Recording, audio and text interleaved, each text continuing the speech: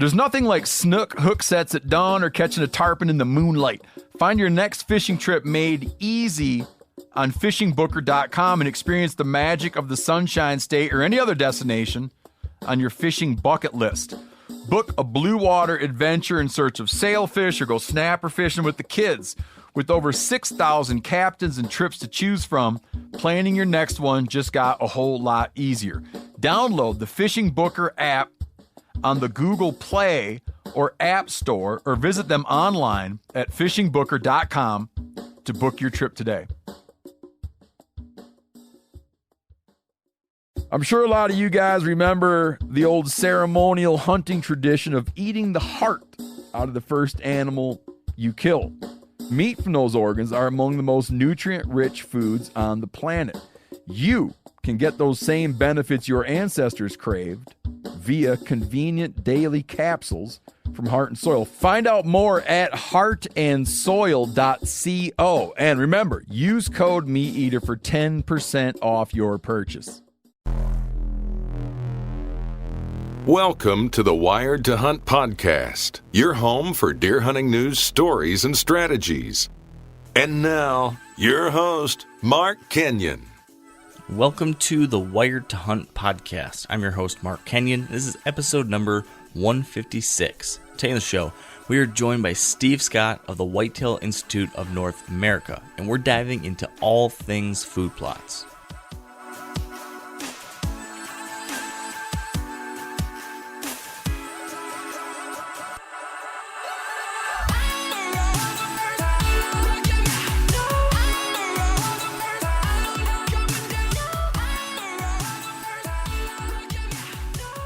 All right, welcome to the Wired to Hunt podcast, brought to you by Sitka Gear.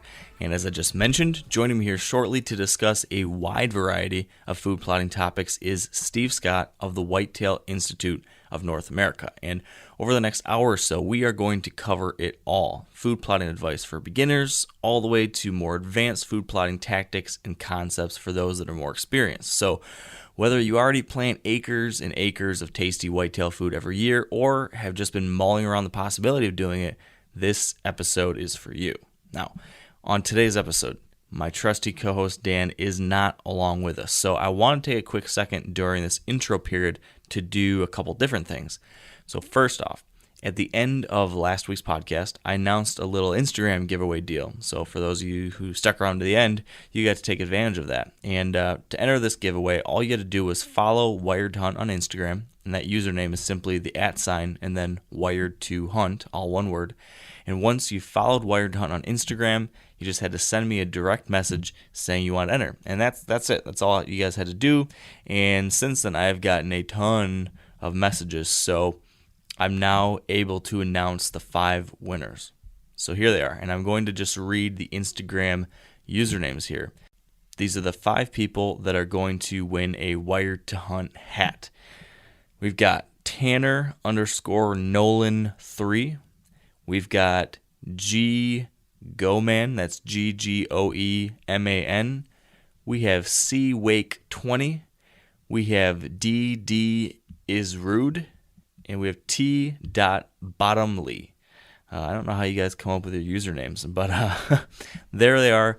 I will send each of the winners a message on Instagram with further details. So thanks to everyone who entered to win, and for those who didn't, well, you should still be following Wired on Instagram. So go do that.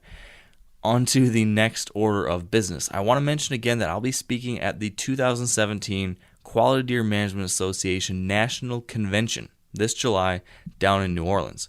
And if you've been on the fence about going or not, you should just go. It's going to be an incredible event. There's a bunch of great speakers, a lot of fun events, and I've been to the convention in past years. It's been terrific. Highly recommend it. So I'm going to be speaking on Friday, July 1st, and as I mentioned a few weeks ago, that's going to be a live broadcast or live recording of a podcast episode. So head on down to New Orleans, join me for that podcast. You can ask some questions. It's going to be a lot of fun. I would love to see you guys down there. So with all that out of the way, I think now we can get this show on the road. So let's pause briefly for our Sitka story of the week, and then we'll dive into a great discussion on food plots. So from here, producer Spencer Newharth will take it away.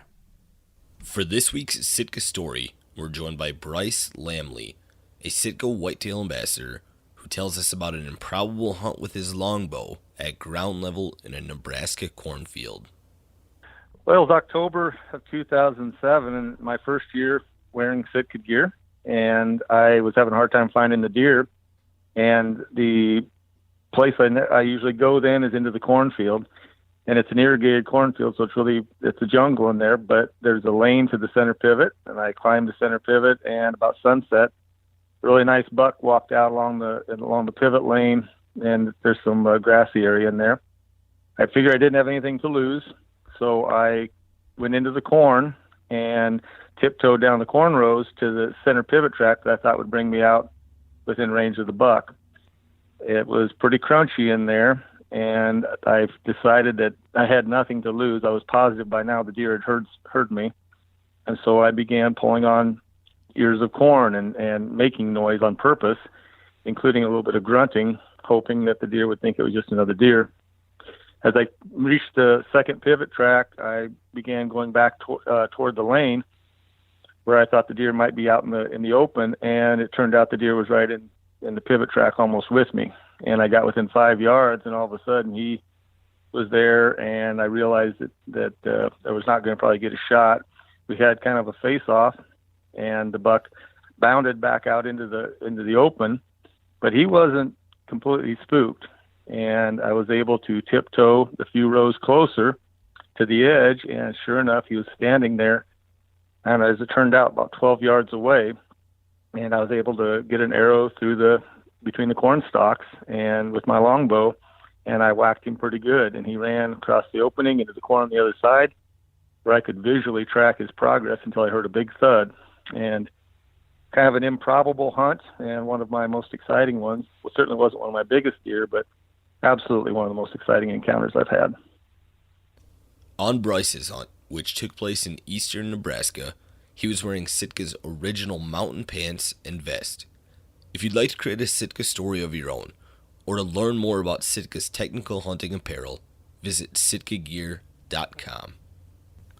All right, with me now on the line is Steve Scott. Welcome to the show, Steve. Mark, I appreciate you having me. Yeah, absolutely. I'm excited to chat. I've always enjoyed our conversations at ATA and different things in the past, so glad we can do this here today. And how are you doing? I'm blessed. Had a great weekend. Hope you did. And family's good, business is good, and fixing to go on vacation here in about a week, so everything's great. Wow, yeah. Where are you headed?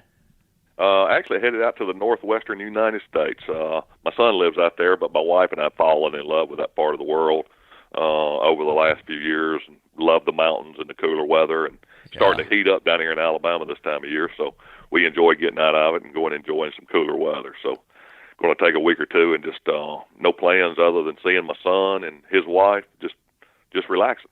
Wow, that'll be really nice. It's beautiful out there. It sure is. I spent a lot of time, not quite in the Northwest, but over Montana, Idaho, Wyoming, and gosh, that mountain air, it's crisp, cool, and pretty darn nice. So I'm jealous. I would encourage everybody, if they can figure out a way to do it, put it on their bucket list, because I knew it was pretty out there, but until I drove into it the first time, it was just, it's hard to explain how beautiful it is and how nice it is. So if we don't talk about food plots, we can talk about the Travel Channel.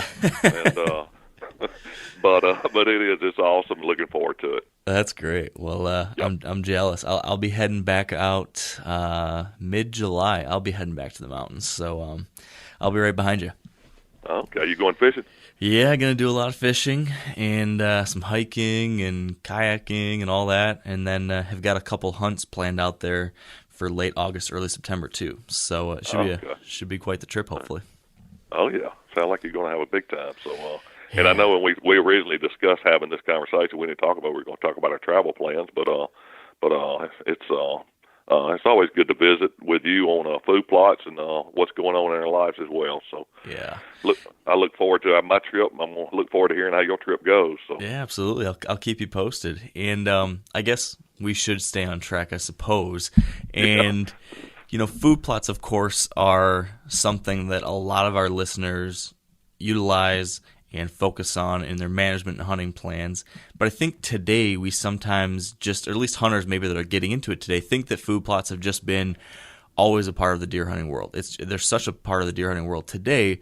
I don't know if anyone remembers what it was like before that, but where I kind of want to kick things off, Steve, is that time before food plots, because your company, Whitetail Institute, and your family has been largely credited with really launching the whole food plot industry and this trend now that dominates so much of the hunting world here in North America. So I was hoping, Steve, you could tell us that story. How did this whole thing begin?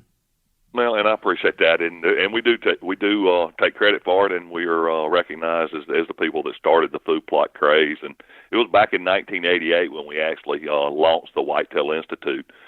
Going back from there a little bit, we've been down here in the South. We've been planting green fields, calling it more of a green field, whether it be like wheat, rye, and oats, and just to attract deer in the fall and winter. We've been doing that since I can remember, which I started hunting back in the I guess it would have been the early 70s. We've always done that. And over the years, I give my dad credit, Ray Scott. He was involved in that, and he was the one paying for the seed and the fertilizer and lime and all, and I was doing a lot of the work. But one year, the guy that he bought a bunch of seed from threw a bag of seed on the truck and said, "Hey, Ray, I want you to try this." And it was just a clover product. And he said, "Well, what do I need to do?" He said, "Just, plant it out there with your other stuff, maybe put it by itself," and told him a little bit how to plant it, et cetera, et cetera. So my dad kind of set up a buffet, if you will, wheat here, rye there, oats there, clover there, wheat, rye, oats, what have you. He kind of just set it up like a cafeteria style. And the first time he hunted it, he watched deer walk out of the woods and walk through 2 or 3 different things to get to this clover that he planted. And he was thinking, didn't think a whole lot about it, but it was interesting. But the next time he went, the same thing happened. And the light came on. He's like, "What's going on here?" And so he put other people in there, and they saw the same thing going on. And he wanted to know why. Giving him credit, his inquisitiveness. And he tracked it down to the clover that he had planted was actually developed by a gentleman named Dr. Wiley Johnson at Auburn University. And he called him up and asked him about it. And he said, "Yeah." He said, "That's more preferable than cereal grains." He said, "One other thing, that it's much more nutritious." And so one thing led to another, and my dad ended up hiring Dr. Wiley Johnson. He was our first agronomist plant breeder, and asked him if he could develop a clover specifically for deer. He said, "Yeah." And that's kind of where it started, just an idea from him. Dr. Wiley Johnson, he worked on our first variety. Was introduced many, many, many years ago, and the first variety of clover ever developed specifically for deer. And since then, we've introduced new varieties ongoing, and we continue to work on new varieties to make it, more heat resistant, drought tolerant, cold tolerant, et cetera. Nutrition and seedling vigor, a lot of things that we select for. But that's kind of where it started, and giving, my dad credit, Ray Scott credit, he believed that if he liked it and saw the benefit of it, which included starting to see a better quality deer over time, that other people would appreciate it too. And he spent the money on educating the public through advertising, marketing, and providing a quality product. And that's right at 30 years ago now. And here we are today. It's something like, as you say, it's kind of interesting that it is. I guess there's a lot of folks that don't know the history of food plots, because 30-year-old folks.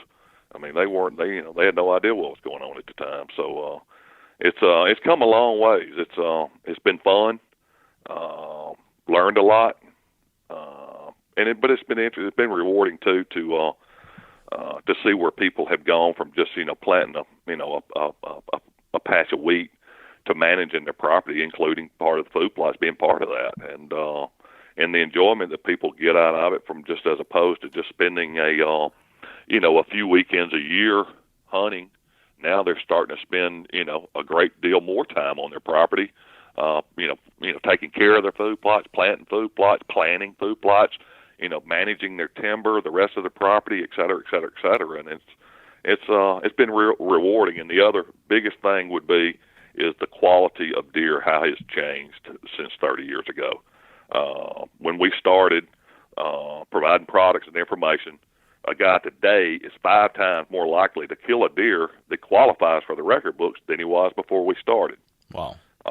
Yeah, and those are staggering numbers. And And we don't take all of that credit, but we're going to take our share of it. Yeah, fair enough. That's pretty incredible.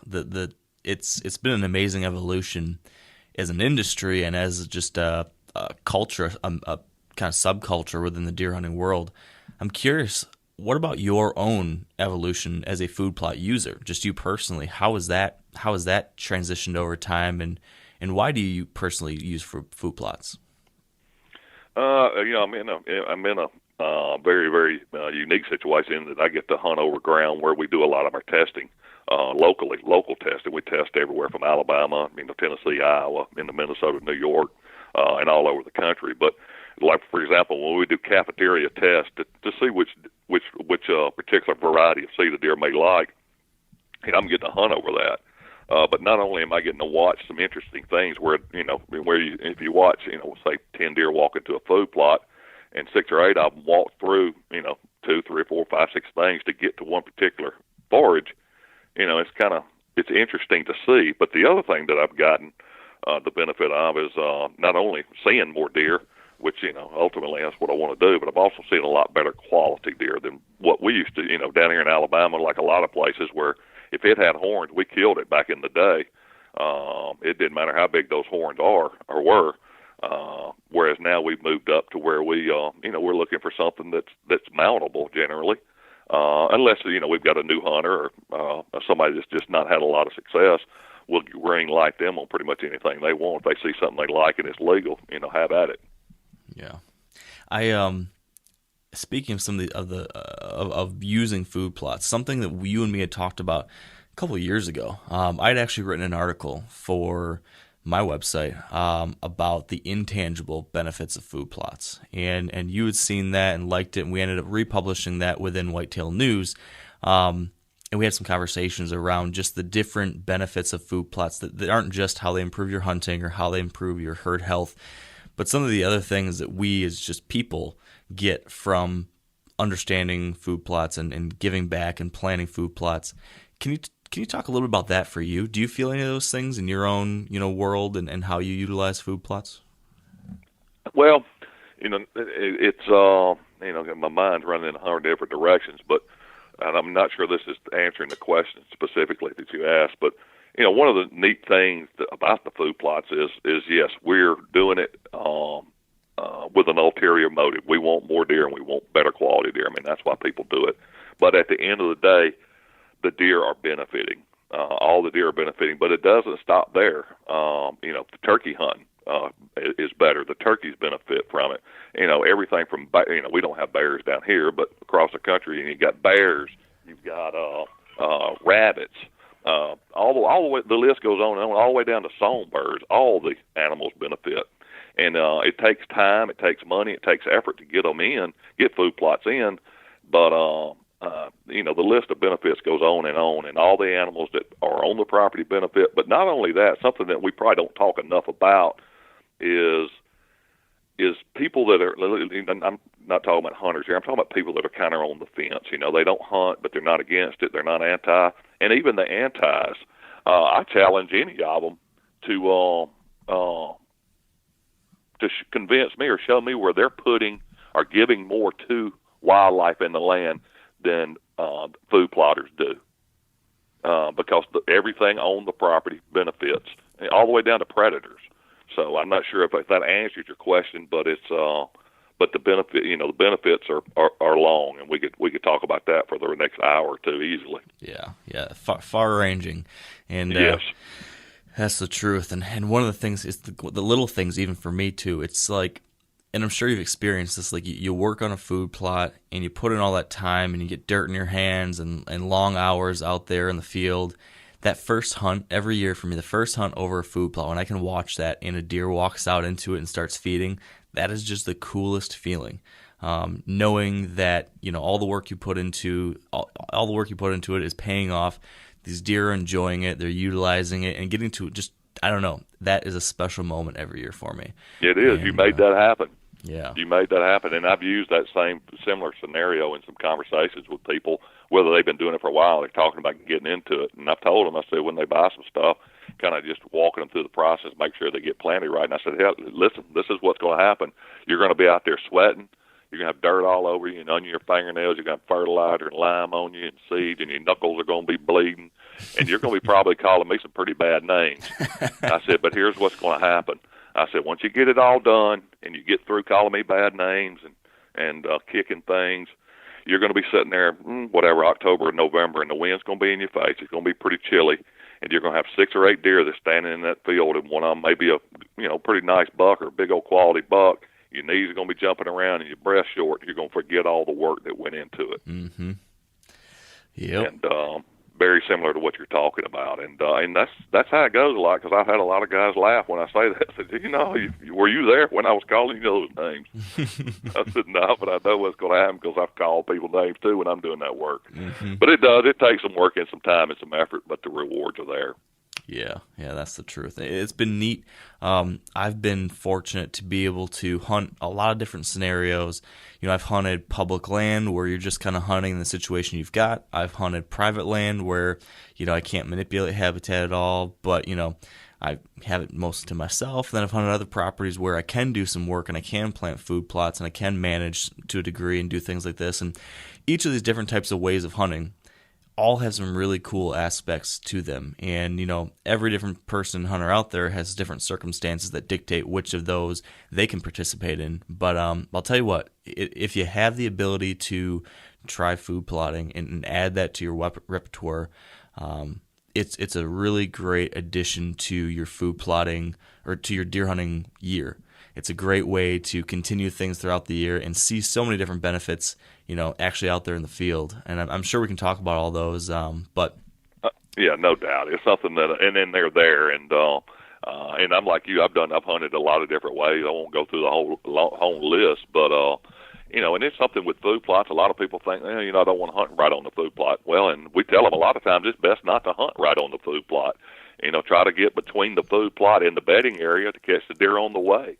And adjust, wherever the deer are, adjust your hunting techniques to where the deer are. If the rut's on and the does are getting to the food plot in daylight hours, you probably want to be pretty close by.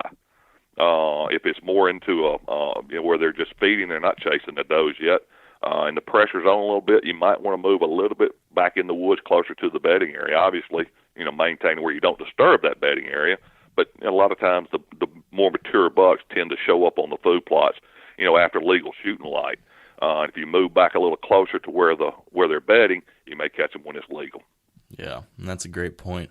I'm sure. Let me not excuse me for interrupting something that I didn't mention earlier, and I wrote myself a note here I wanted to mention with a food plot. One of the great benefits, it is a fantastic place to set up a elevated box blind or a ground blind or whatever, and have a place that's enough room with a couple chairs in there where you can take a kid or an adult even, somebody that hadn't hunted much, and the benefits there, one is that they can sit in there, they can be a little bit more warm, obviously, than hanging on a tree limb or a stump.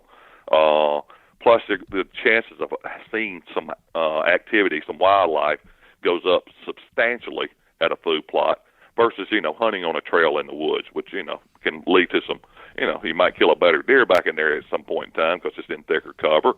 But as far as kids go, new hunters go, they want action. They can take their, whatever, their Game Boy or their book or their homework, and they can just sit there and pass a little bit of the time doing whatever. And when the wildlife starts showing up, that's when you get their attention, and it's a great place where they can move around without scaring everything off. So it provides that benefit as well. Yeah, that's a great point.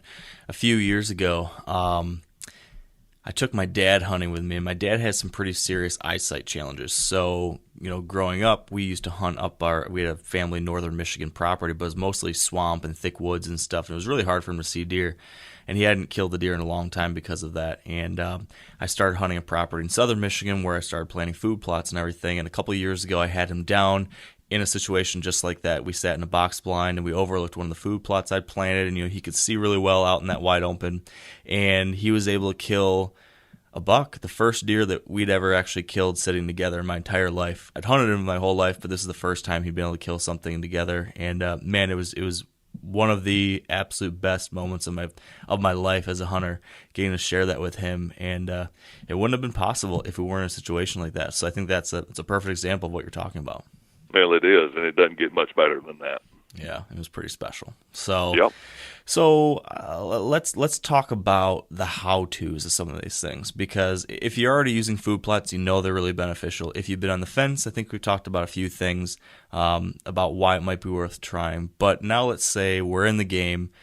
This time of year right now, I kind of want to start with now. This podcast is going to be going out to the world sometime in early June. So I'm kind of curious, Steve, for people this time of year, summer, what are some of the things we should be thinking about as a food plotter? As a food plotter, any existing food plots that people have going, they want to be paying attention to them from a maintenance standpoint. What I mean by that is perennials, for example, seeds. For example, our Imperial Whitetail clover is a perennial that can last several years without having to replant it. Very nutritious. But they need to control, when I say the food plotter needs to control the weeds and grasses in it. Mowing periodically is a good way to do that. You just don't want to mow when it's hot and dry. But mowing's a good way to control weeds and grasses. But we've also got herbicides that are available. We've got a grass-specific herbicide called Arrest Max that they can spray on it. We've got a product called Slay that is our broadleaf weed herbicide. But maintenance on the existing food plots. But as far as getting ready for fall, which will be here before we know it, any new food plots they're planning on planting, now is the perfect time to do a soil test. And if anybody's done food plots long, they probably have started the started the soil test. And I've said many, many times, this is the most valuable thing you can do to ensure success from your food plot efforts. And the soil test, easy to do, simple to do, inexpensive. But what it does is they take the soil. They can get our soil test from whitetailinstitute.com or by calling us, or they can go to their a county agent, what have you. A lot of places they can get a soil test done, but send it off to a laboratory where they're going to professionally test it. They'll send the results back and tell them exactly how much lime they're going to need to add, how much and what type fertilizer they're going to need to add. And by doing the soil test now, it just puts them in a position to where they can be ready to go when it's time to plant, which is going to, depending on where they are in the country, the farther northern part of the country, they're going to be planting in late June and even early July. But then as you come further south, it starts to get on into later in July and August and down in the deep south, September and even as late as early October. So, but doing a soil test now is going to be critical, in my opinion, to ensure that they're going to be successful with their fall efforts. So let's talk about the soil test a little bit, because like you mentioned, you've said this, and basically everybody says this. It's very important to do a soil test. I still know lots and lots of people out there who don't do it, or do it once and then don't do it again for 10 days or 10 years. What happens? Because it's easy to say you won't be successful, but what specifically can happen if you just plant your food plot without doing a soil test? What are the risks here that we're talking about? Well, I'm kind of giving you the abbreviated answer, and I'll get into a little bit more detailed answer. Abbreviated answer: a soil test can be the difference between the best food plot you can imagine and total failure. It can be that big a difference. But what it does is it kind of we'll get into the chemistry here, but different plants require different nutrients to flourish, to grow as well as they can, to be as healthy as they can, to be as nutritious as they can, and produce as much tonnage as they can. And by doing a soil test, and if you know what you're going to plant, specify what you're going to plant, they can give you a tailored recipe to add the nutrients to that soil so that when you put that seed out and it germinates, the fertilizer / nutrients that are in that soil are available to that plant to take up and give it a chance to, as I say, flourish. You get into lime, you're going to get into nitrogen, phosphorus, potassium. Those things are the big three, if you will, big four count the lime.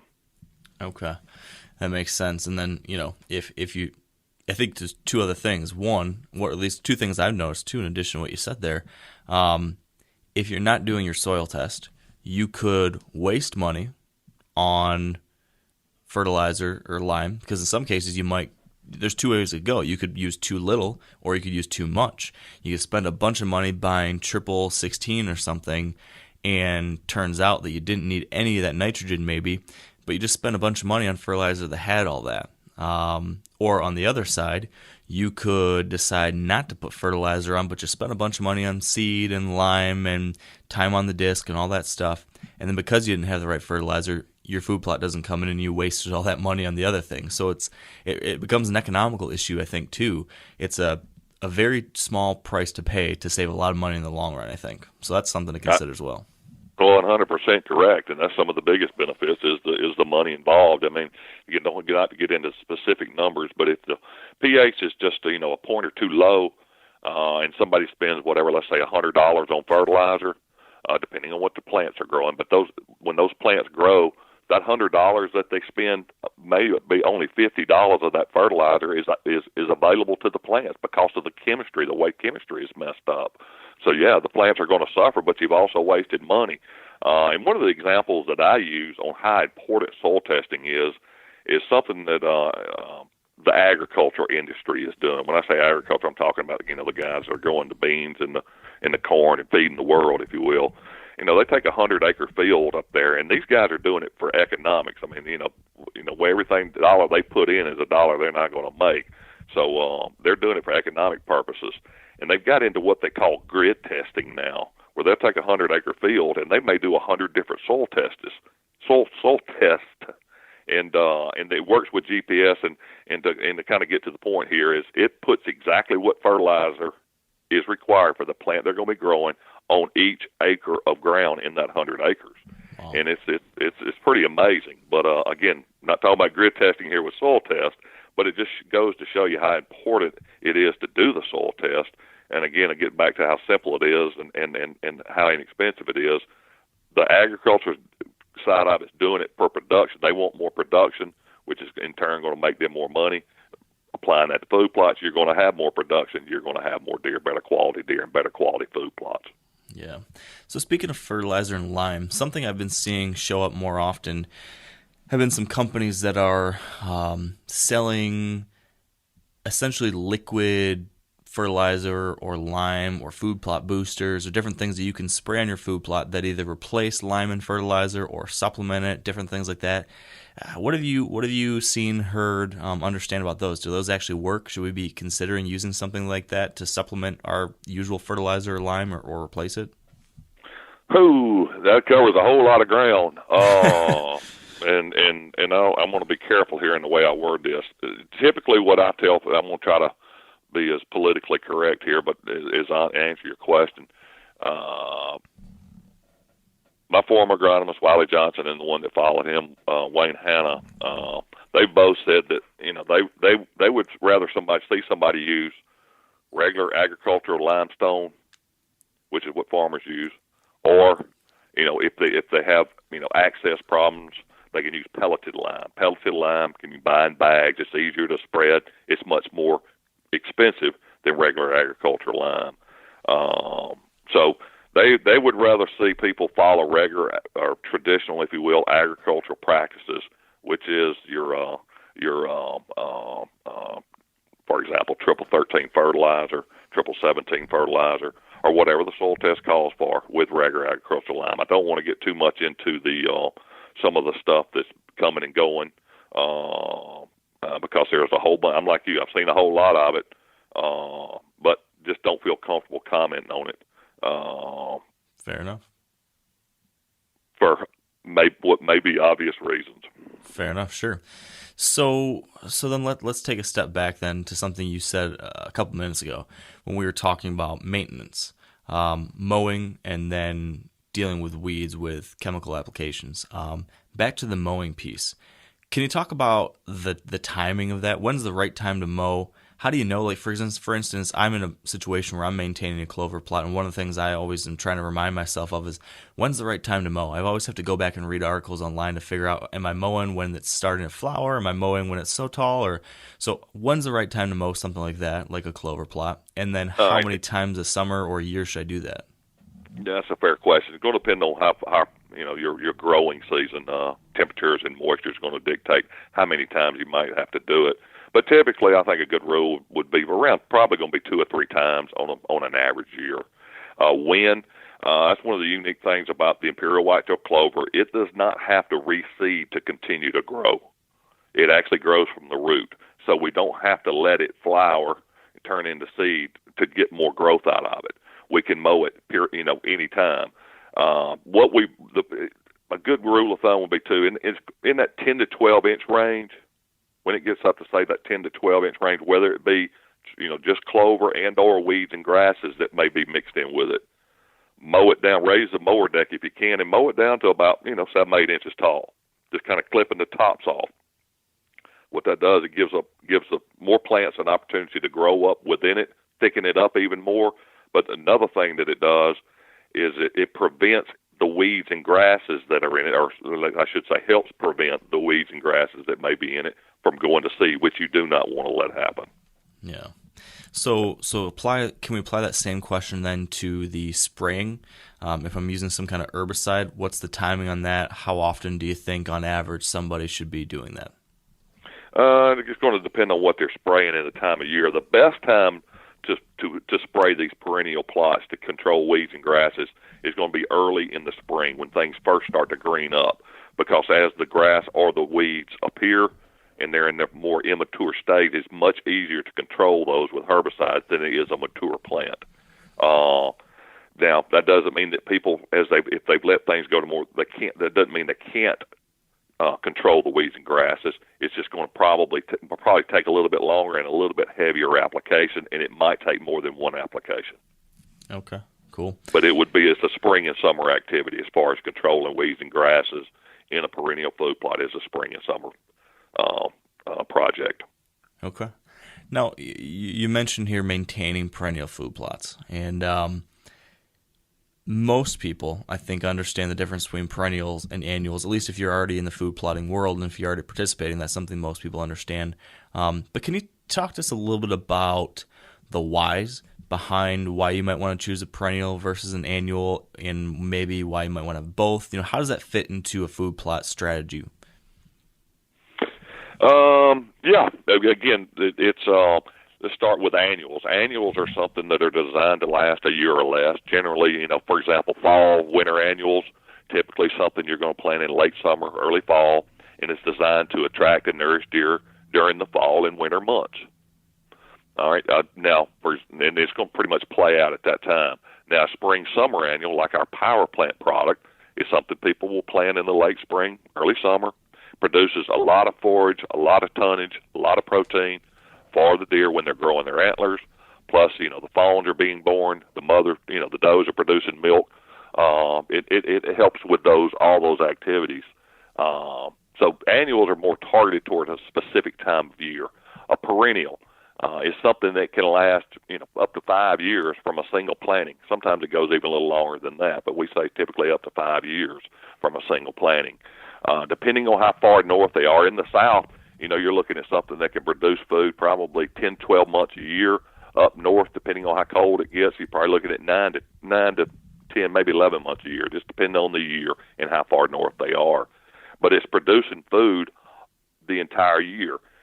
One of the benefits to perennials is not only is it great for hunting purposes, attracting deer in the fall and winter months, but, for example, going back to the imperial whitetail clover, it's one of the first things to green up in the spring. And it's extremely high in protein. High protein is crucial for antler development, milk production, body development, etc. So you're providing something that not only can help you attract deer during the fall and winter, but also provide a very high level of nutrition in the spring and summer months when antlers are being grown, and fawns are being born and the mother producing milk. Now, somebody that's got the availability to do it, an ideal thing is to have a combination of the two if they can. For example, if a guy's got 4 acres that he's planting, say 50-50, do 2 acres in a perennial and then 2 acres in annuals that you rotate to different things. That's generally a good recipe. And again, there's some variables there. If they live a long ways away from their land, they may want to lean a little bit more toward annual simply because of the maintenance situation. If they live close to their land, they might want to go a little heavier on the perennials. Yeah, it definitely is one of those situation-dependent things, which kind of brings me to my next question, which if I had to guess, I've got to believe this is one of the most commonly asked questions you hear. Definitely is for me, and that is, what should I plant? Everyone wants to know, what should I plant? And if you look in the food plotting world today, there are dozens and dozens, if not hundreds, of different food plot seeds and varieties and blends and companies, and there's so many different things out there. At a high level, if someone is just trying to answer that question for themselves, what should I plant? Whether it's something you guys are selling or if they're just looking at the whole world and just trying to decide, how do I go about making this decision? What would you recommend as far as the questions they should be asking themselves or the steps they should go through to determine what to plant? If somebody asked me that question, I would respond with a question, which is not what you want. And this is, I'm going to make an assumption here. The vast majority of people plant deer to attract them during the fall and winter. Now, don't get me wrong, many people have advanced beyond just that and want to provide nutrition in the spring and summer too. So if the gun's to my head and somebody says, nope, I don't want any questions, that's just to answer my question, what do I need to plant? If they've got good heavy soil that holds moisture, I would plant Imperial Whitetail clover on the good heavy soils that hold moisture. It's perennial, all the benefits that we've discussed. But I would also, if possible, I would plant some annuals. For example, our Pure Attraction product is a blend of our brassica plants and our oak plants. It's extremely attractive in the early season, and the brassicas are also very attractive in the late season. Again, you're right. It gets confusing when you can get overwhelming when you look at all the various products out there. But for somebody that's just starting out, Pure Attraction or our Whitetail Oats Plus, it's a fantastic way to get started. And we got a bunch of people that's been doing it for 20, going on 30 years that are using those products as well. But they're easy to grow. They grow real fast, and the deer just pound them during the fall and winter months. Winter greens is another great choice. It's a brassica-based product. It's got our brassicas in it, but it tends to be best in the later season as the temperatures drop, but they'll also get usage in the early season. It grows real fast, produces a lot of tonnage. There's, as you say, there's a lot of options, but if somebody's just getting started, the Whitetail Oats Plus or the Pure Attraction are great places to start. If they want something more so, designed more so specifically for the later season, the winter greens is a great choice. Yeah, I've had success with all of those. But I kind of want to go back to what you first said. You said that you would actually, rather than giving a recommendation, you would ask them a question. I'm really curious about those questions. What are the questions that these people should be asking? Because each one of us, right, we're in a unique situation. We all might have something that would work best for our strategy, for our property or our circumstances. What are those things that people should be thinking about to help them make the right decision for them? What the question I'd be is, all right, and again, a lot of times I ask a leading question. I kind of know, I can predict what they're going to say with high percentage of accuracy. What do you want the food plot to do? And most people are going to say, well, I want them to, I want it for hunting season. I say that followed up with, well, let me ask you this. Obviously, where are you located, and when are you hunting? Are you hunting more early season? Are you hunting more late season? Are you hunting some of both? And let those questions kind of lead me toward to where I would, for example, if I ask a guy, say, listen, he wants to draw deer, and he has an opportunity to hunt a lot in, say September and October, not as much later than that. Pure Attraction or the Whitetail Oats Plus would be fantastic options. Grow fast, attract a lot of deer, and they're fantastic in that earlier season. If a guy says, I'm going to hunt a lot in November and December, a little bit late season, I would probably lean him toward either the Pure Attraction or the winter greens. And, of course, we've got Tall Tine Tubers, which is our turnip product, and a new product we're just introducing called Beets and Greens. So there's a lot of choices for the late season as well. And then, of course, if a guy says, well, I want to have better quality deer to hunt, then I would lean more toward, planting the power plant in the spring for antler development, the doe lactation, et cetera, and with a company combined with a perennial such as Imperial Whitetail Clover that can provide a lot of forage and a lot of nutrition during that early and the late season, early spring and the late spring on into summer. Okay. let's continue with some of these specific circumstantial things. Let's say, as we're continuing to ask these questions, come to find out that food plotter John Doe says that his area he can plant a food plot is pretty wet. What would you recommend, whether it be as types of food plots or just things to consider when food plotting in a wet situation? And again, now I'm going to ask another question. How wet is he talking about? I mean, does it stay mucky wet all the time? Because it can be too wet to grow successful food plot. It's kind of like people talk about sandy soil. There's some soils that are considered sandy, but they're good soils, right, all the way down to beach sand that doesn't grow much of anything.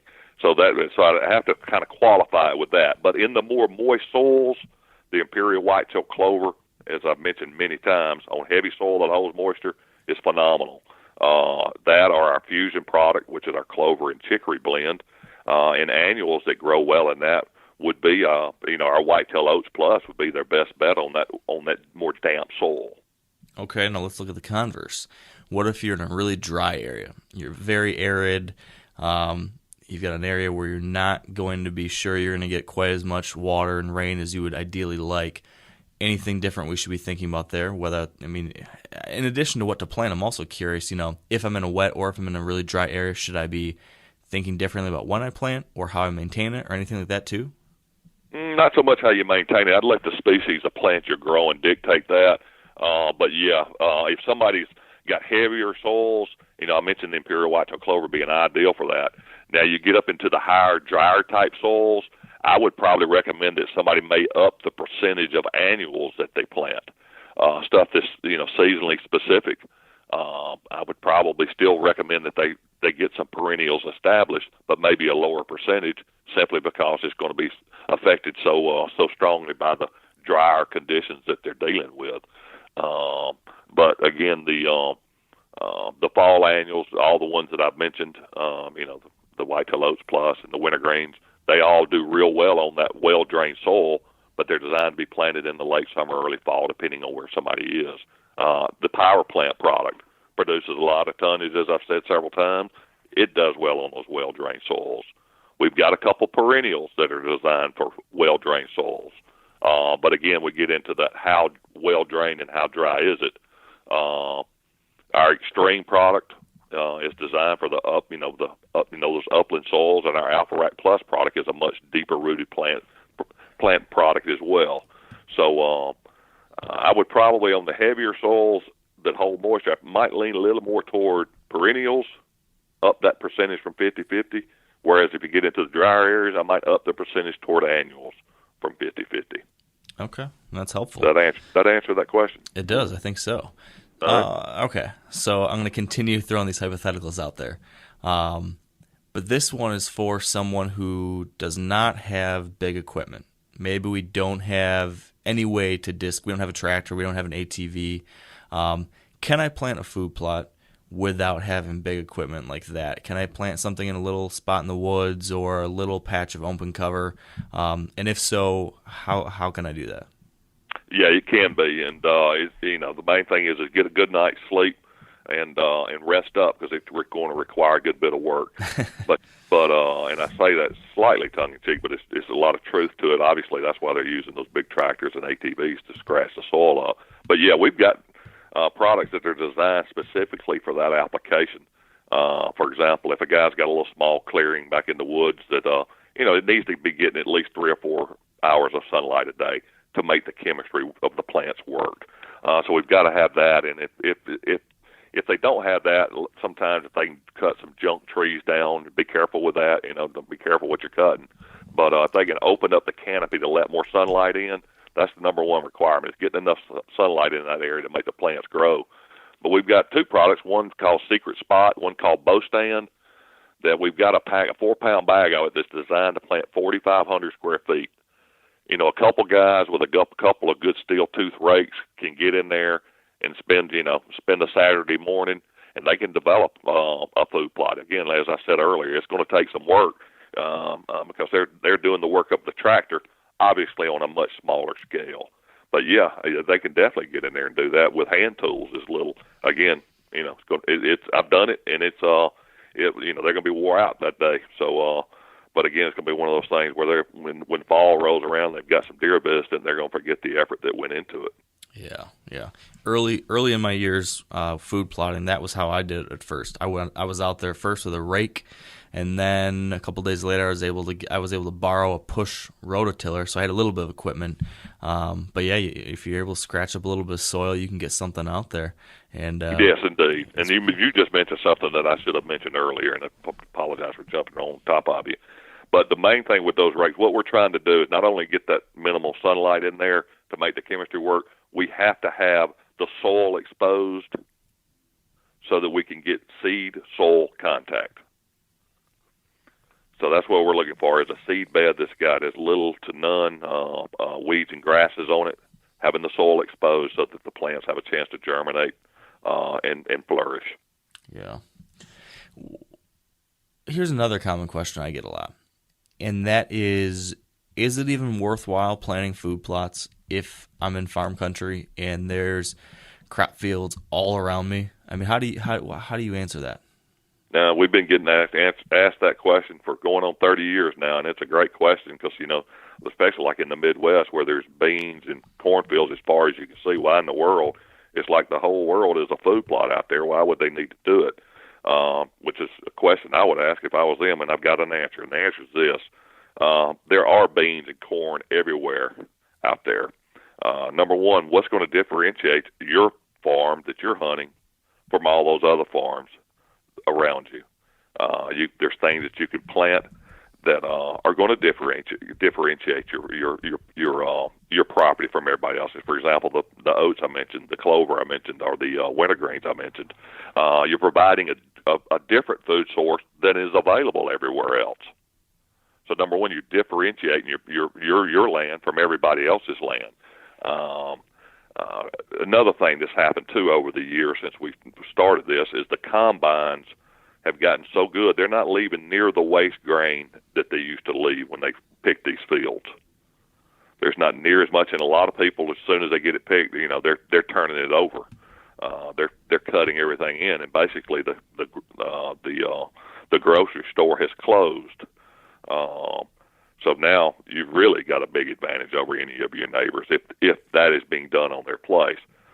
This is another place where food plots can separate themselves greatly. Even in the breadbasket, if you will, the Midwest, is in this. If deer, let's just say deer roughly start growing their antlers in the early spring, let's say March. Beans are high in protein, which obviously can help deer grow better quality antlers, and that's one of the reasons that the deer in the Midwest are so big.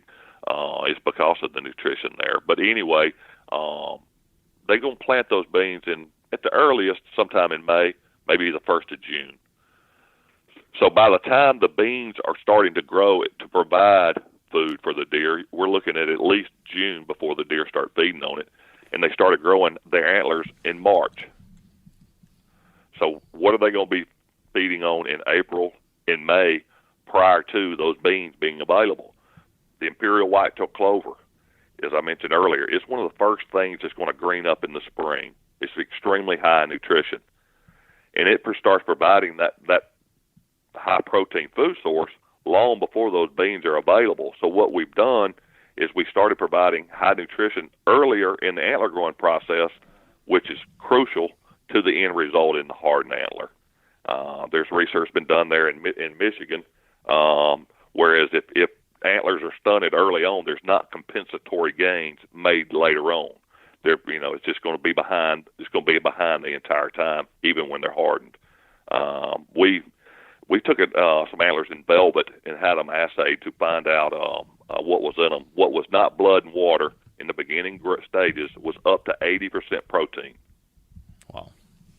And a hardened antler is 45% protein. And all that, as amazing as it is to think about, still to this day it's amazing to me that the deer are going to grow these antlers in a matter of, roughly 6 months. Yeah. And, you're looking, at 200-inch deer, he's going to be growing all that in a matter of, 150, 200 days. So what he's eating is crucial. Okay, we're going to take a quick pause here for our Whitetail Wisdom segment with our friends at Whitetail Properties. And producer Spencer Newharth will take it from here. This week with Whitetail Properties, we are joined by Brad Ferris, a land specialist out of central Mississippi.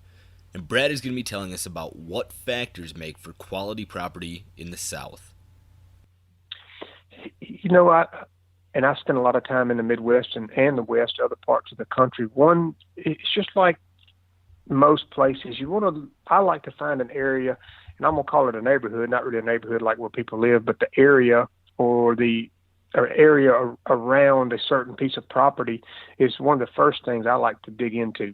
Because depending on what's going on in the area, whether it be roads, rivers, a lot of small landowners, a busy property is just not going to be as high quality recreational property as a quiet, secluded property. So the area and the location is very important to me when trying to find a piece of ground for a client with Whitetail Properties and finding what they want. I like to ask the questions. River tracts are different than hill tracts.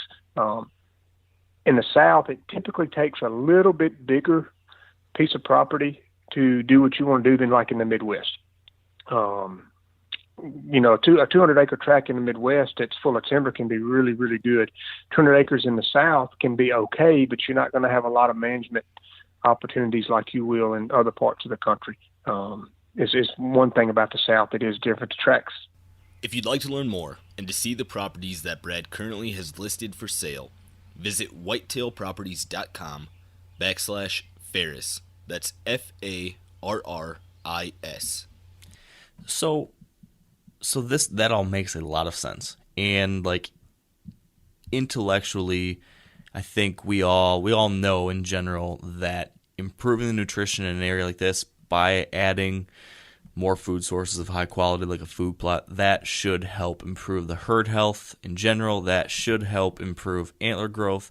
But what I'm curious, and I have no idea if this is something that has been quantified in any way, but I'm curious, what kind of realistic health benefits, let me rephrase this.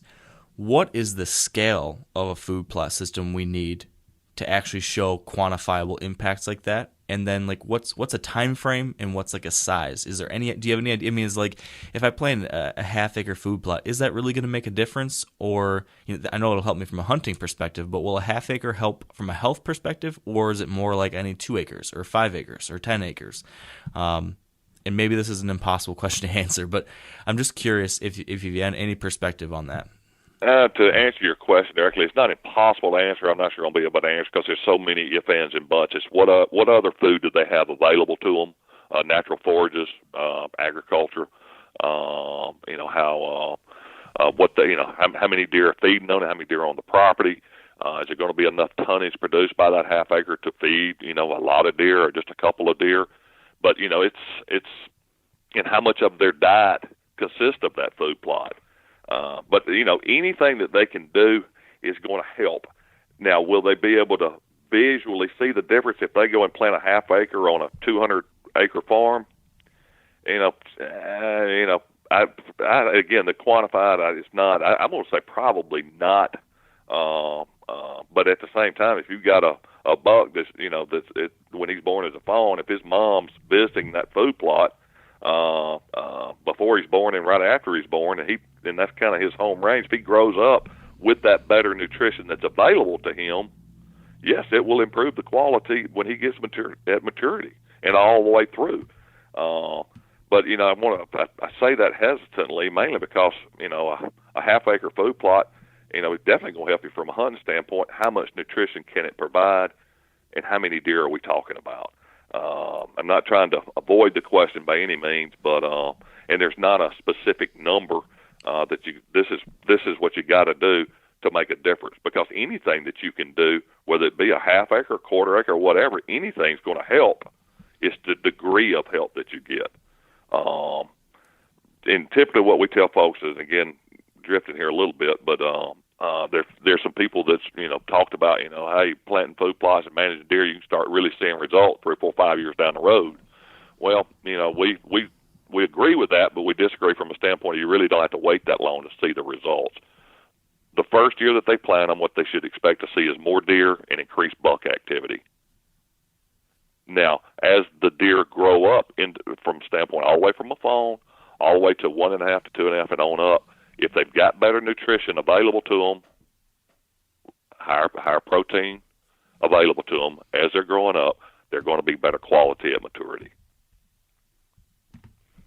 And again, it's I'm not sure I'm answering your question, but it's it's hard to quantify how much difference a half acre is going to make because there's so many variables involved. Yeah, no, but it will help, and the more you can do, the better. Yeah, it's one of those questions. As the words are coming out of my mouth, I'm realizing there's no way to answer this. Well, it's a tougher one, but certainly tougher to quantify it. But it's it's something that we certainly, anybody that's got a half acre that they can scratch around and plant, I mean, it's going to make their hunting experience better, and the nutrition that they're going to be providing is going to benefit the animals. Now, are they going to be growing Boone and Crockett's in a year? Nope. Hopefully, they'll attract one. But over time, as deer grow up with better nutrition, they got a better chance. And for example, one of the things that we talked about, when a deer is born, he's got the genetic blueprint that the Lord gave him. The Lord, when this fawn was born, it had the genetic potential to reach 170 inches. We're not going to take food plots and turn that deer into a 200-inch deer. The best he can be is 170. So what we try to do is, let's just say that he's born in just the area with just some woods around, a few open fields and stuff. There's so many stresses on the deer, nutrition being one of them. That deer that has the genetic potential to reach 170, if everything's perfect, in the wild, is probably going to maybe peak out at 140, 150 because of all the stresses that are in his life, nutrition being one of them. If we can close that nutrition gap, what we want to do is, instead of him peaking out at 140, we want to help him get to that 145, 150 range. And by closing the nutrition gap, we can help him reach more of his genetic potential, but we're not going to take him beyond that. Yeah. Another interesting thing to consider that I always factor into what I can achieve by having some type of food plot system on a property is that not only can you improve the nutrition and help a deer reach its genetic potential, but if you have some type of habitat management, even, it could be food plots or anything to improve the habitat in your property, as you mentioned, you're likely going to attract more deer onto your property. More deer will spend more time there, and there will be more chances for you as a hunter to choose whether or not to shoot a deer. If you are the person making that decision to shoot a buck or not shoot a buck, more often than not, you have a better chance of those bucks making it to whatever age class you're hoping these deer might make it to have more mature bucks. So you can be improving nutrition, but also by way of having more deer near you and you being the one to make those decisions more often, you can also improve the age class and your ability to shoot that big or older deer down the road because you have a disproportionate amount of the decision making in that just because they're there more often. 100% correct. And that's exactly right. It's something that's it'd be nice if we all had, 5,000 acre tracts of land to hunt. We could do a whole lot of wonderful things, but the reality is most of us, we got 40 acres, 80 acres, maybe a few hundred acres. There's a few that's got 500,000, a few more than that. But most people are going to have the smaller tracts of land where they're going to rarely get a deer to spend 100% of his time on that piece of property that they own. What they want to do, and they can do it through, for lack of a better word, habitat manipulation, habitat improvement, which is food plots, creating some good, heavy bedding cover where the deer can go for security. Hopefully they got like a sanctuary area, an area that's real thick, nasty, that nobody ever goes into unless they're tracking a deer, where the deer knows they can go and get away. Every minute that he spends on your ground is a minute he's not going to be exposed to the neighbors who may shoot everything that moves. Exactly. So you're 100% correct. Exactly. All right, so I want to take a little shift here, and over your years working with food plots and working with Whitetail Institute, I'm sure you have been exposed to a lot of guys and girls who take food plotting really, really seriously and do a really great job at it. So what I'm curious about is, what do you see those next level people doing to produce the absolute best maximum performance out of their food plots? What's that next level stuff that your average guy or girl isn't doing, but the very best food plotters out there are?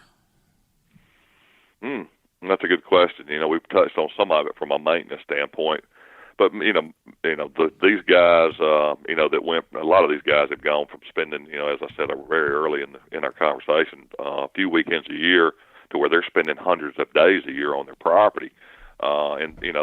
It's one of those things where they're kind of like every relationship, whether it be with people or whatever. The more time you spend with it, the more it improves, and the relationship with the land's improving. They're looking for new places to do food plots. They may be doing hinge cutting to create more bedding cover. They may be digging ponds to create more water sources for the deer. They're always looking for ways to improve their property, to make it more attractive, and to give deer more reason to spend more time on their property. They're very detailed oriented when it comes to maintaining the food plots. They're getting out there in the early spring. They're controlling the weeds and grasses, whether it be through mowing and or herbicide applications. A lot of them are also incorporating mineral and vitamin supplements, which is something we haven't really talked about, but they're providing mineral and vitamin supplements for the deer as well.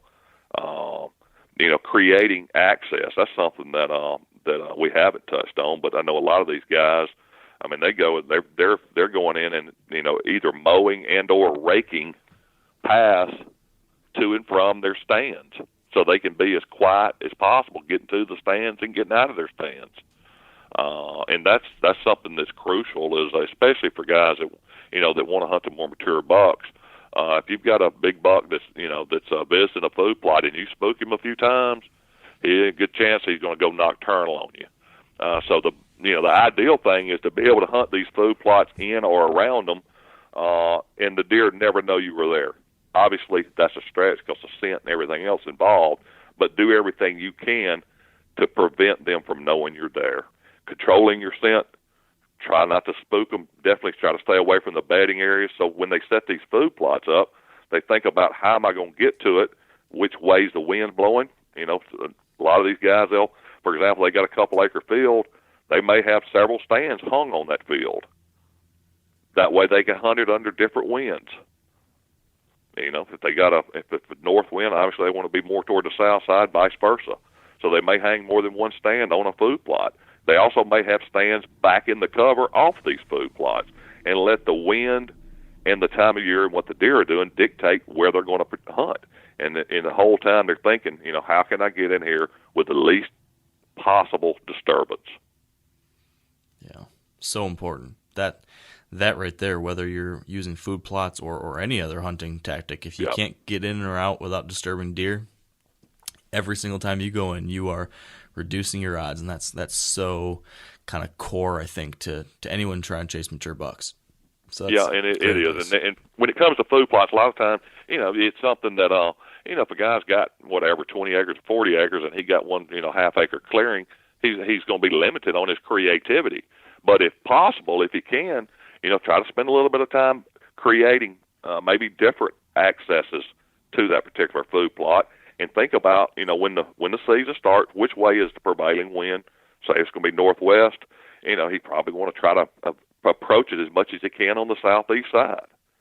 So thinking, how am I going to hunt this plot after I plant it, is something that I see a lot of the people that have been doing it for a while. They're getting a little more creative in the way and these guys are going in and creating food plots from timber or brush or what have you. And when you can do that, obviously you can get as creative as you want to. Most folks don't have that. When I say most folks, a lot of folks don't have that option to go in there and create, from a blank canvas. They got to deal with the openings that they've got. Yeah. To take that step further, though, if you do have flexibility, thinking about these things before even putting in the food plot. So not necessarily putting in a food plot and then deciding, what's the wind going to do? Where can I hang a stand? How can I get it? Actually think about those before you place it, so that you put it in the right place, so you do have the right access, so you can hunt it with the right winds, so you do know you can intercept deer coming from a nearby bedding area. I mean, if you can factor all that into your decision-making process beforehand, you are that much more well off in the end. To your point, Absolutely. That's not always possible. But if it is possible, it's important to ask these questions. This is one of those things that at least for me, and tell me if you disagree, but when it comes to food plotting, for me, I think one of the smartest things to do, one of the most important things to do is slow down. Take a quick second, breathe, and answer a few questions, because I think a lot of people say, they get excited, they see someone on TV shoot a big buck on a food plot, and they're like, I'm going to plant food plots this year. And they go by the first thing they see, and they go out and make a little opening, they throw stuff out, and they just hope it's going to change their whole world. I mean, that can still help. I mean, just trying anything can help. But I think to really get the most out of this, you have to start asking all these questions we've been talking about, figuring out what the right thing is for your goals, for your property, for your setup, thinking about how you're going to hunt it or how it factors into the area, thinking about access, thinking about hunting, thinking about all these different details that in the long run make a big difference. It's a lot easier to do that in the front end than on the back end. Indeed, it is. If they've got the option to do that, it's certainly beneficial. And it's like anything, the more you put into it, the more you're going to get out of it. And kind of a bad comparison I've used is, I've told people before, I said, I can jump in my car this afternoon and head toward the setting sun. And if I keep working that way, I'm going to hit the Pacific Ocean at some point in time. But it'd probably be better if I sat down with a map and kind of planned my route. Yeah. Bad analogy, probably bad comparison, but it's a crude one, but it's similar. So yeah, if they've got the ability to get creative with the even the shapes of food plot, that's something a lot of the food plotters that have been doing it for a while, and they've got access to be able to create openings within the woods. They start thinking about shape, whether it be kind of a boomerang type shape or a more elongated. Like logging roads are a good spot, fire lanes are a good spot, or creating these lanes in the heavier cover, hourglass shapes, just oddly shaped type food plots creates more edge, which is going to create more activity. The other thing is trying to get it as close to bedding cover as possible without crossing that line to where you're going to be disturbing animals. Mm-hmm. The closer you can get to it, the quicker he can get to an animal. A perfect example is a pine forest that I hunt. When we first got it, it was one humongous thicket. I mean, it was so thick you couldn't hardly walk through it. And deer just traipsing all over the place early in the afternoons. As those trees matured, there was less cover up underneath them. And as time went on, we noticed that the deer were getting to those food plots later and later and later, because their bedding area was that much further from the food plot. Makes sense.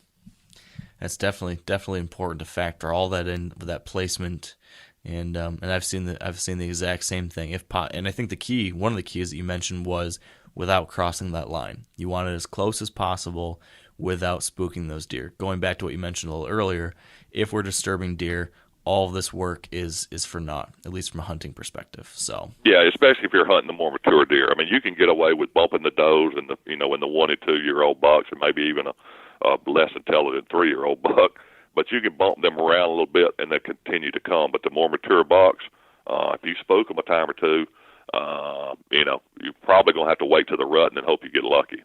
Yeah. So don't educate him if you can help it. Yeah. So we've talked about things like this, like disturbing deer on your food plots as a mistake people often make. We've talked about the mistake that many people make with not taking a soil test. I mentioned earlier the mistake of sometimes rushing into things without thinking your food plot plan through. These are a couple common mistakes. Is there anything else as far as very common mistakes that you see that we haven't mentioned yet that's worth pointing out here? This is going to be self-promotion a little bit, but I think one of the biggest mistakes is the guy just kind of gets a little bit overwhelmed, just throws his hands up and doesn't do it. I think that's a huge mistake. We've gotten, a little bit deeper into the weeds here, getting into shaping food plots and wind direction, this, that, and the other. If a guy's, not, if he's not 100% sure, he's kind of thinking about it, he's teetering a little bit, just get out there and plant something. Plant something. And things are going to get better. Now, the more you do, the better it can get. But if you plant something, you're going to see more deer and better quality deer if you plant something that's preferred by the deer. Obviously, we want them to use Whitetail Institute products, and we know those are attractive to deer. So just just don't get overwhelmed by, as you mentioned earlier, there's so much stuff out there. There's so much information that it's, almost like trying to get a sip of water out of a fire hose. You're just getting pounded. Just don't let it just overwhelm you to the point where you don't do it. Stick your toe in the water, try it. Yeah. And I think they'll find out that, they're going to see benefits, and then they can kind of grow from there. Yeah. That's a really great point, because to your point, I mean, just in what the things I was just mentioning there, I mean, all those things that I'm saying you should consider, yes, those are helpful things to consider. But at the same time, if you haven't started at all, that can be kind of intimidating. That can be overwhelming. So that's a great point. I mean, you need to start somewhere. Just like as a deer hunter, right? I mean, if I told you your first year deer hunting ever, you had to be hunting a mature buck and you had to do all these 27 different little things right, hardly anyone would be able to do it. Hardly anyone had fun with it, and hardly anyone would even want to start because it's so intimidating. But it's a lot better, I think, if you start at the bottom rung of that ladder, dip your toe in there, try things, and then just try to improve every year. And that's exactly what will happen. It's like anything, the more we do it and the longer we do it, the better we get at it. And I'm from the old school. I mean, I move a little bit slow. I've always had the opinion that if you're going to run into a wall, it hurts a whole lot less if you're moving slowly as opposed to having your head down with your eyes closed. Yeah. So another bad comparison. But, just jump in, get in there and do something. Try to learn as much as you can. And do as much as you can along the lines of what we're talking about. But the main thing is do it. And, they'll see the benefits. Yeah. And have fun, right? Because I really do think that, like we talked about earlier, there's a lot of benefits. There's a lot of fun that can come with food plots if you approach it in a way. Don't be too stressed out about it. If things don't go perfectly, that's all right. Enjoy the process. Enjoy, those moments in the woods when you do get to see deer enjoying your food plot. And I think it's very rewarding if you go into it that kind of mindset. Well, and I appreciate you saying that, because that's something that that we're talking more about, and we've been talking more about the process and the benefits and stuff like that of food plots and deer management, and we promote both of those very heavily. Food plots being a big part of the management program to grow better quality deer that we can hunt. But something that I've seen friends do, and I've talked to some other people that have done, they get so tunnel vision on killing nothing but monster bucks that they forget the process, and they let management be the number one, deer management and big bucks be the number one thing that matters to them. And they start to lose a little bit of the fun if they're not careful. And the number one thing with hunting needs to be fun. Everybody's, what's fun to everybody's different. I may kill something that I'm thrilled with, and you would kind of, you might turn your nose up at it, or vice versa. But anytime somebody shoots a deer, try to pat them on the back and encourage them. And I've heard people, beat people up. I can't believe he shot that little buck.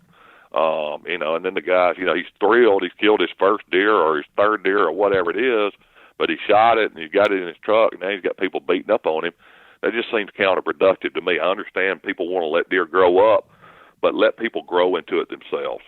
And if you want nothing but big bucks shot on your property, make sure you get like-minded people together. But I think you're doing a disservice if there's kids available or people, new hunters available that you can take. And if they shoot a doe or a young buck, the world's not going to end. Yeah, very true. Very true. I think this is a great place for us to wrap things up because that's a great final thought to end on. So Steve, if there's anyone out there who wants to learn more about what you guys are doing or utilize some of your resources or try one of your products, where can they go and what should they do to get connected with you guys? Two places they can get the information from us. One is our website, whitetailinstitute.com. It's got a wealth of information on there, everything from the beginning basics to the most expert guy that's been doing it for decades and decades. There's information there that will benefit them. Also, something we hadn't talked about is our 800 number. It's 800-688-3030. We've got consultants available. We're open 8 to 5 Monday through Friday. It's 8 to 5 Central Time, Monday through Friday.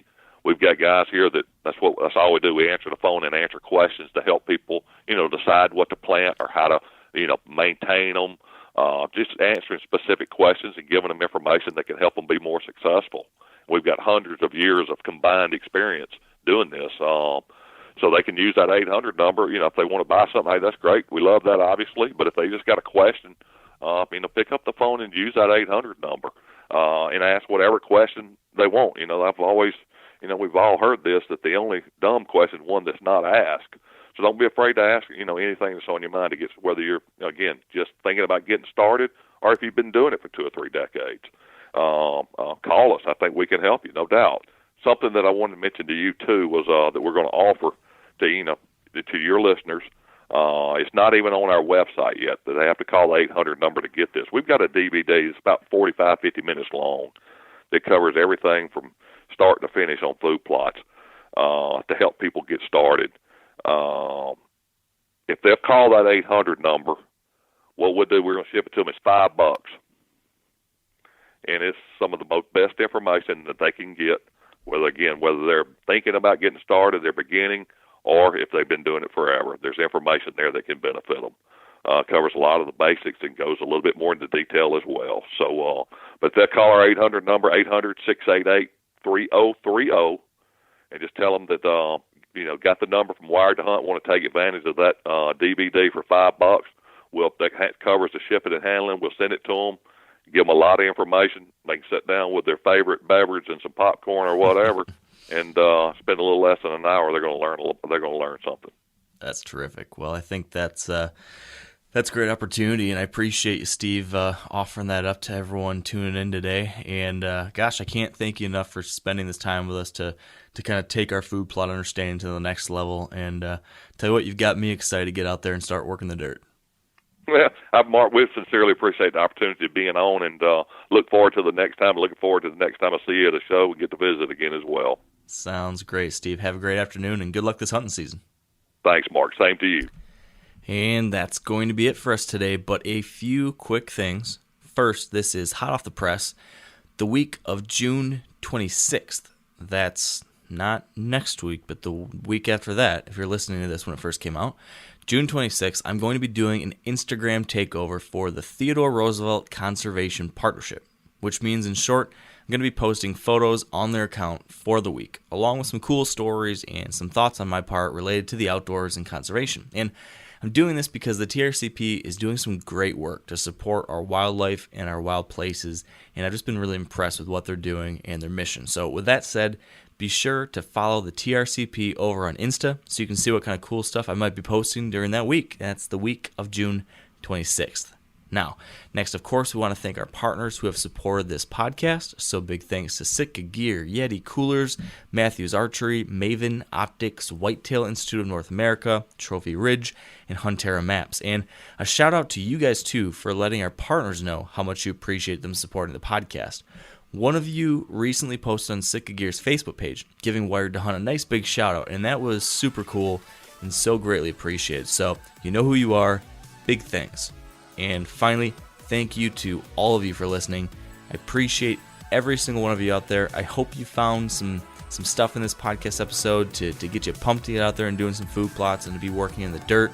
And until next time, I hope you'll stay wired to hunt.